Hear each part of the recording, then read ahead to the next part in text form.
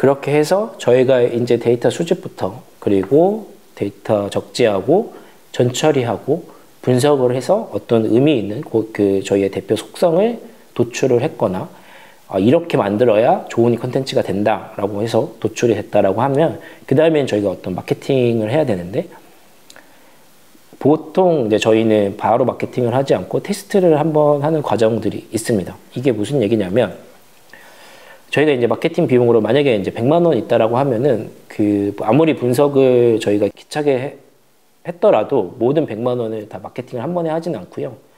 10만 원씩 좀 여러 번 해보고 테스트를 해보면서 가장 효과 있는 걸 좀 찾는 그런 과정을 거치는 게 좀 좋은 것 같아요. 왜냐하면 우리는 항상 그렇듯이 굉장히 분석을 잘 하지 못할 확률이 좀 높고요. 그리고 분석한 것과 실제와 좀 다를 수 있기 때문이에요. 그러니까 분석을 한다는 거는 이전 데이터잖아요. 과거 데이터를 통해서 분석을 하고 예측을 하는 거기 때문에 예측이 안 맞을 수 있기 때문에 그거를 좀 미세하게 다시 조정하는 과정이라고 생각하시면 될 것 같아요.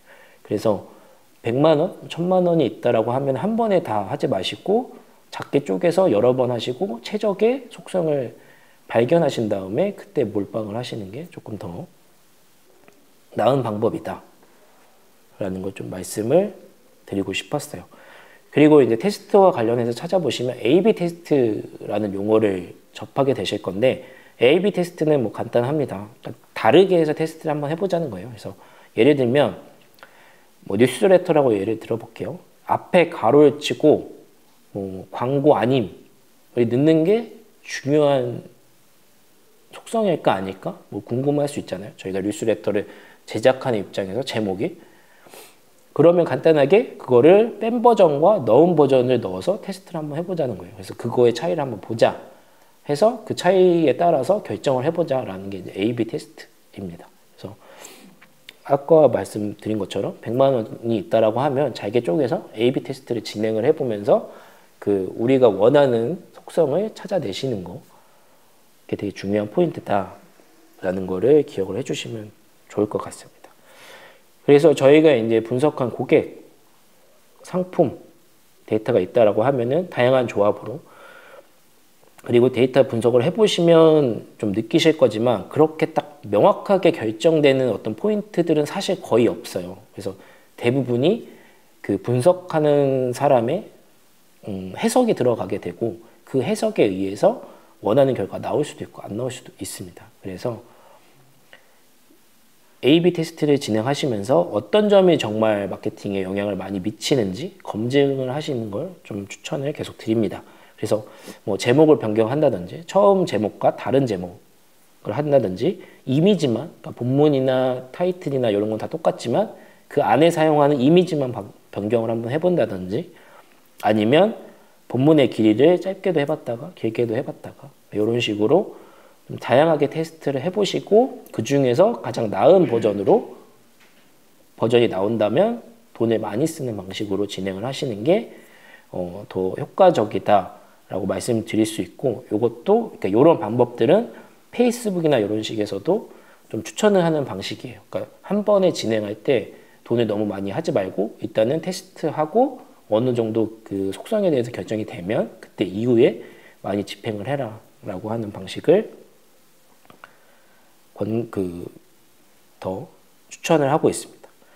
그래서 테스트를 진행을 하시면 꼭 결과를 기록을 해 두시는 게 되게 중요합니다. 그래서 우리가 언제 어떻게 광고를 했는데 그게 결과가 어떻다 이런 거를 기록을 해 두시고요.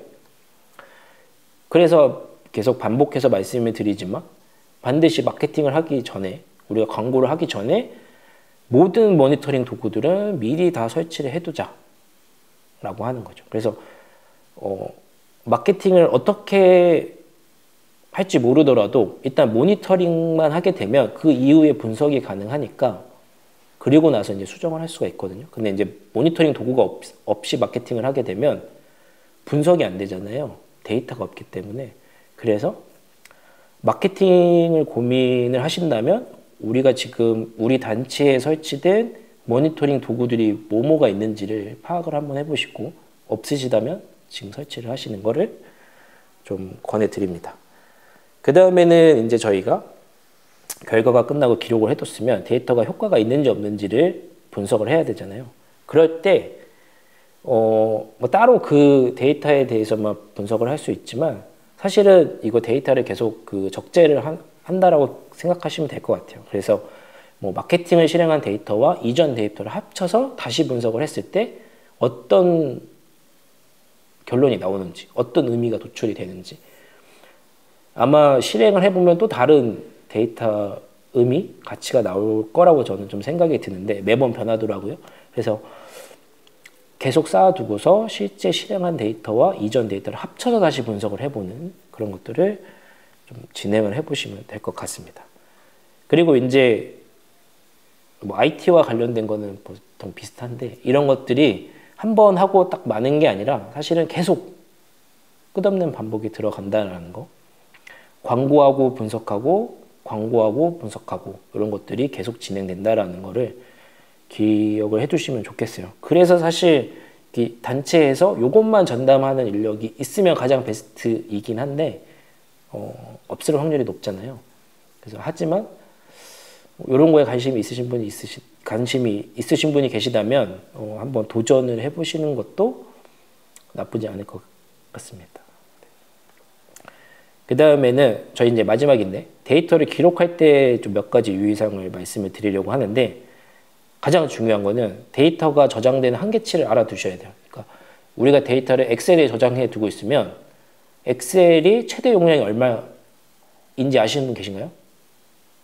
되게 중요해요. 언젠가 이게 저희가 매번 들여다보지 않으면 언젠가는 파일 그 용량이 커져서 저장이 안 되고 있을 수도 있습니다.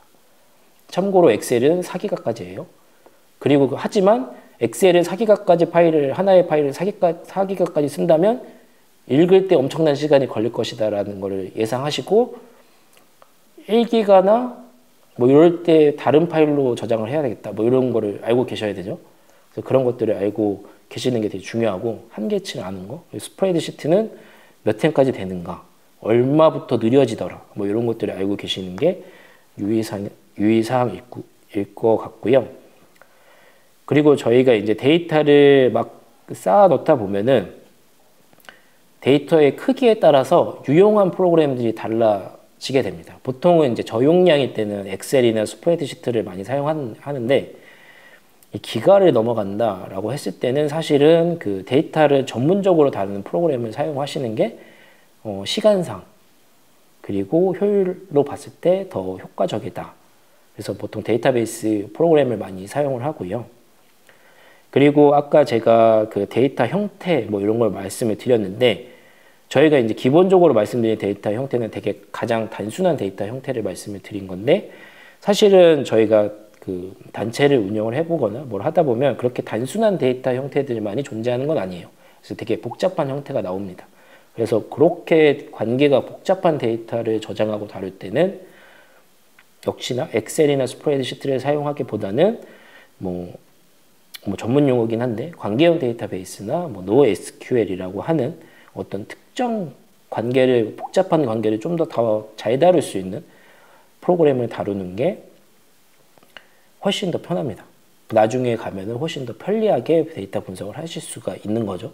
그리고 데이터가 오류가 날 확률도 조금 더 적어지면서 그래서 이렇게 데이터를 기록하실 때는 저장이 어느 정도까지 되는지 꼭 기억하시고 데이터 크기가 우리가 그 수집하고 있는 데이터의 크기가 많아진다라고 하면은 이제 좀 다른 거를 사용해 봐야겠다라는 거를 기억을 해두시고 우리가 적재하는 데이터들의 관계가 점점 복잡해지고 있다면 그거는 다른 걸 쓰는 게 조금 더 효과적이다라고 기억을 해두시면 좋을 것 같습니다. 그래서 저는 이제 유의사항을 말씀드리면서 오늘 강의는 여기에서 마무리를 좀 해보도록 하겠습니다.